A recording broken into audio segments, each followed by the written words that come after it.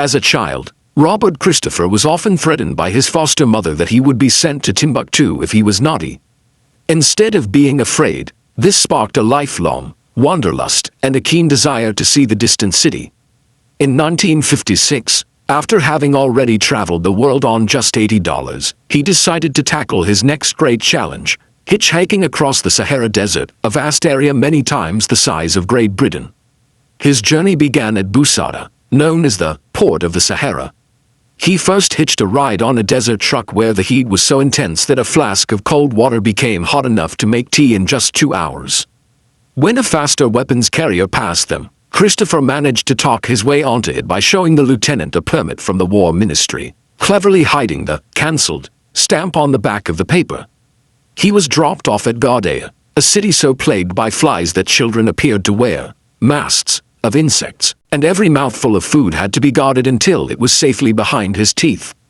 From there, he joined a 10-ton truck driven by a man named Hantao.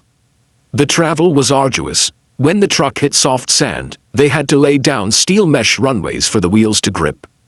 To pass the time, Hantao told a grim story of 3 English travelers whose bodies were found, dried up like leaves, after their car got stuck in the dunes.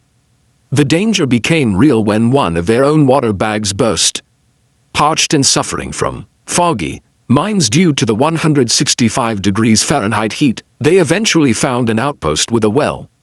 After recovering, Christopher reached the oasis of El Golea, a lush town where he spent days bathing in pools shaded by fruit trees.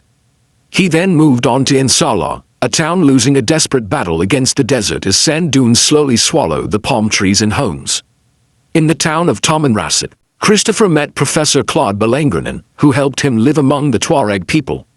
From here, the trucks ended, and the most dangerous leg of the journey began by camel. Traveling through the land of thirst and death, Christopher's party found 2 consecutive waterholes bone dry.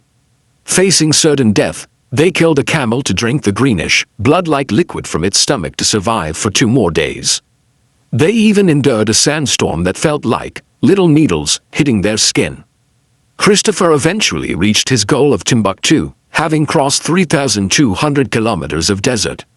However, his adventures weren't over. On a return trip to meet Professor Belengrenin, he found himself stranded alone at a remote mud building called in Abangaret. He discovered a well, but it was 46 meters deep and he had no rope.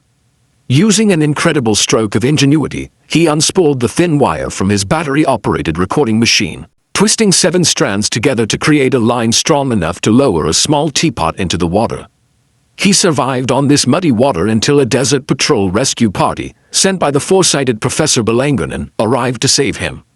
Robert Christopher had successfully navigated one of the most hostile environments on Earth.